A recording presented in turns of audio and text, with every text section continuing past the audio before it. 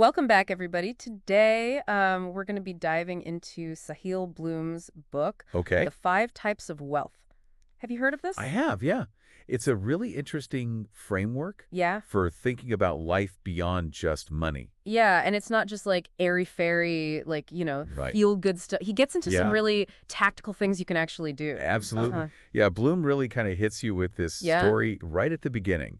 And it's this idea that a friend of his casually mentioned that he only had maybe like 15 more visits left with his parents before they pass away. Yeah, it's like one of those things that you just it Whoa. just kind of hits you like a ton of It makes you bricks. stop and think, Yeah. right? Like, are we really using our time? Yeah. Are we spending our time how we want to with Yeah. the people that matter? Yeah. Yeah, so I mean, that's kind of the whole premise of this framework, right? It is. It's this idea that we often get caught up in the pursuit of just money, Right.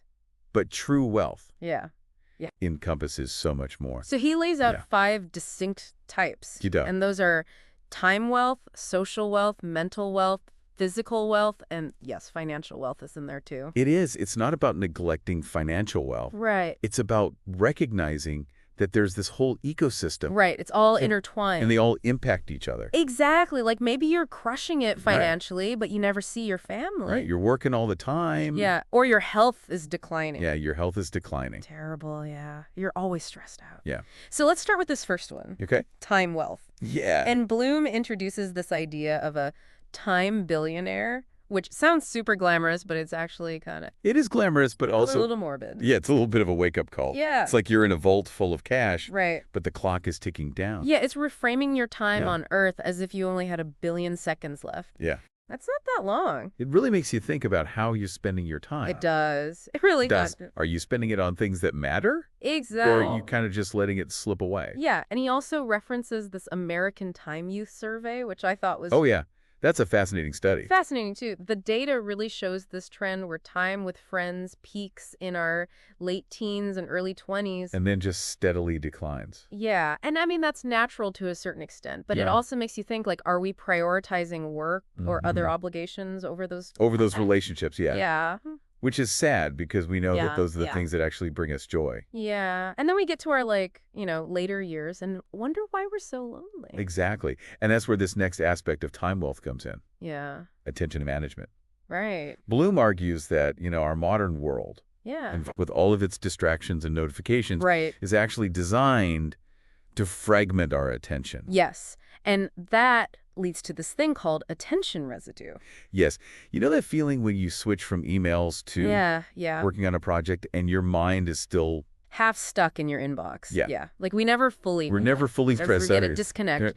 And it takes a toll. It does. It's like we're running on this treadmill, Right. expending all this energy, but not really getting anywhere. He compares it to the red coins paradox. Oh, or yeah. Alice in Wonderland, where you have to run faster and faster just to stay in the same place. It's a perfect analogy for our always-on culture. I know, it really is. So, So what's the antidote to all of this? well, he talks about deep work as a way to reclaim our attention Okay. and boost productivity. So instead of trying to do a million things at once, Yeah. you're focusing on one thing at a time. Yeah, creating with pockets of time Mhm. where you're completely immersed in one thing. No distractions. No distractions, no phone, no email, No. nothing. Yeah. Yeah, and the research actually shows that this works. that. I mean, it leads to Lighter quality work. Yeah. Greater sense of accomplishment. It's like comparing a beautiful artisan loaf of bread. I love that. So like a mass-produced white bread. Yeah. One was made with intention and focus, Who care? and the other was just kind of rushed and spread too thin. Right. And it makes you wonder how much of our work and even our leisure time Totally. suffers from this lack of deep engagement. It's a great question, and I think it applies to our social connections as well. When you're with somebody, Right. but you're not really with them. You're not present. You're on your phone Yeah. or you're thinking about something else. Right. It makes those relationships feel superficial. Mhm. So Yeah, it's like we're physically there, yeah. but mentally and emotionally, we're checked out. Yeah, and that makes me think about the importance of being fully present in those interactions. Absolutely. Not just physically, but mentally and emotionally. It all ties into that social wealth piece. It does, and that's actually what we're going to be diving into next. Okay, I'm excited for that one. Yeah, me too. All right, so let's dive into social wealth. Okay. And Bloom talks about this loneliness pandemic. Yeah, it's kind of crazy, right? Like, we're more connected than ever, I know. but people are feeling more lonely. It's like the irony of the digital age. It really is.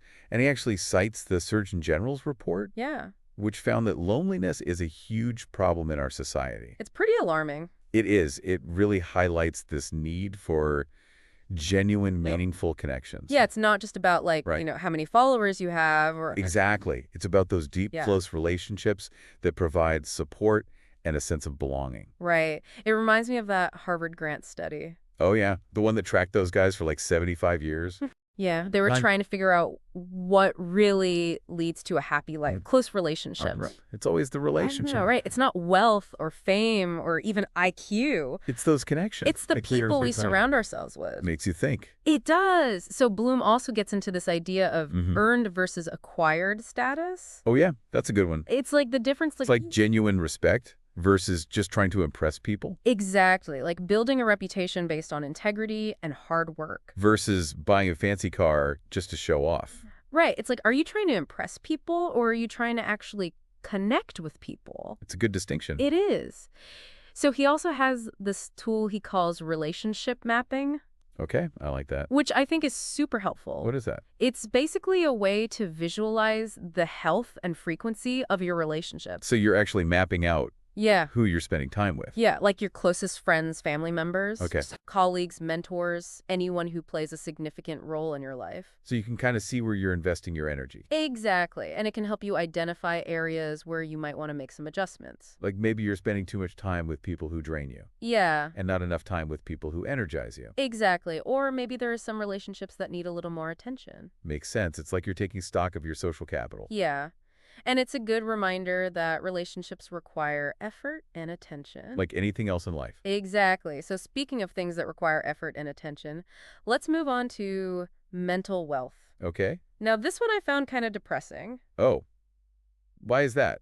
Blue points out that our natural curiosity tends to decline as we age. Oh, no. Really? Yeah, it's like that childlike wonder we have when we're young. It starts to fade as we get older. We get stuck in our routines. I know. And stop asking questions. Yeah, and we get so caught up in our responsibilities that we forget to explore and learn new things. So how do we fight against that? Well, Bloom challenges us to actively nurture our curiosity Okay. and to embrace a growth mindset. Like Carol Dweck's work. Exactly. He talks about how our beliefs about our abilities can Right. shape our behavior and our success. So if we believe we can learn and grow, Yeah, we're more likely to take on challenges. exactly. And Bloom doesn't just focus on mental stimulation. Okay. He also talks about the importance of creating space for mental clarity and reflection. So like taking time to unplug Yeah. and just be with your thoughts. He talks about John D. Rockefeller, one of the wealthiest men in history, Okay? who made it a habit to take long walks in his garden every day. No phone, no meetings. No distractions, just time for quiet reflection. Sounds lovely. It does, and I think it's something we could all benefit from in today's world. Absolutely. So from mental recharge, let's shift gears to physical wealth. Oh, okay. And Bloom actually takes us on a little history lesson here, Oh, I'm intrigued. talking about how the physical demands on humans have evolved over time. So like our hunter-gatherer ancestors. Exactly. They were constantly on the move. Their survival depended on it. And now we're sitting at desks all day. I know. It's like our bodies are built for a marathon, but we're stuck in a traffic jam. No wonder we have so many health problems. Right. So Bloom guides us through this visualization exercise. Okay. Where we imagine ourselves at our 80th birthday party. I like that. Are we dancing the night away or are we watching from the sidelines? That's a powerful image. It is. It really makes you think about the choices we're making today. And how they'll impact us in the future. Exactly. He also debunks this myth of the 80-20 rules in fitness. Oh, yeah.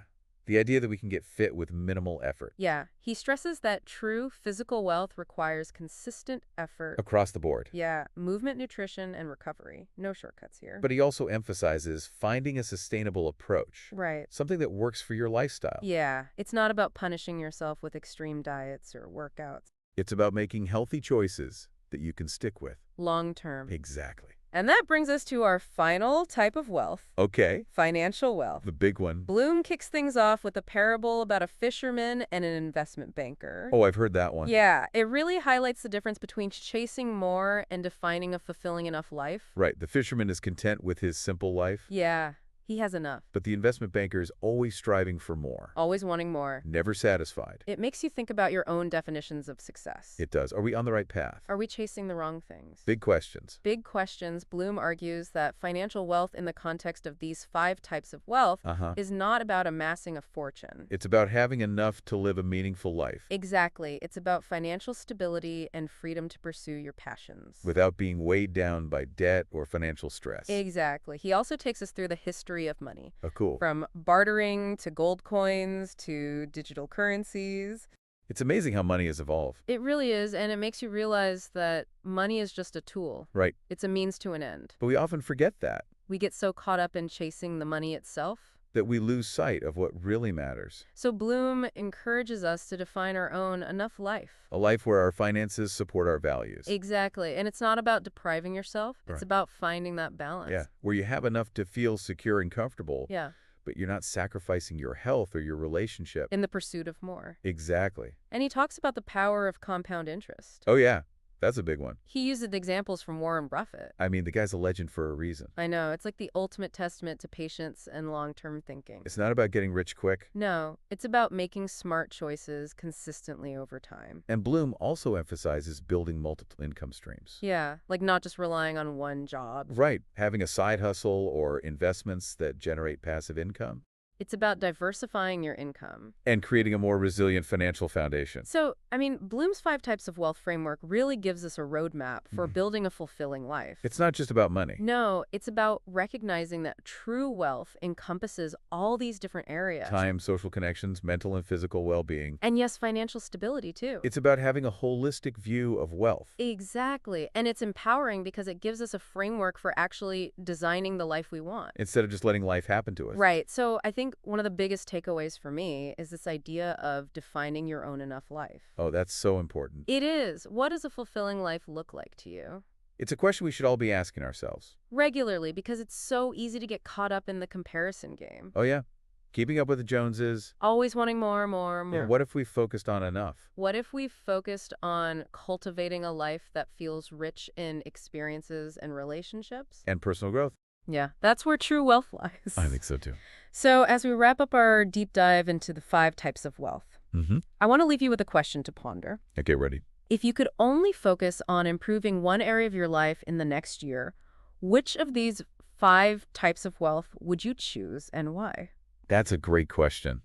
It really makes you think about your priorities. It does, because building a fulfilling life is an ongoing journey. It's not a destination. It's about making conscious choices every day that move you closer to the life you want. And you have the power to make those choices. You have the power to design a life that is rich in time relationships. Mental well-being, physical health, and yes, financial stability. So go out there and start building your own wealthy life. I love that.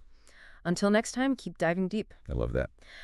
Thank you for joining us at Wisdom House, where we bring you timeless insights from the greatest books. If you found this deep dive valuable, don't forget to like, comment, share, and subscribe to Wisdom House. Stay curious, stay inspired, and we'll see you in the next video.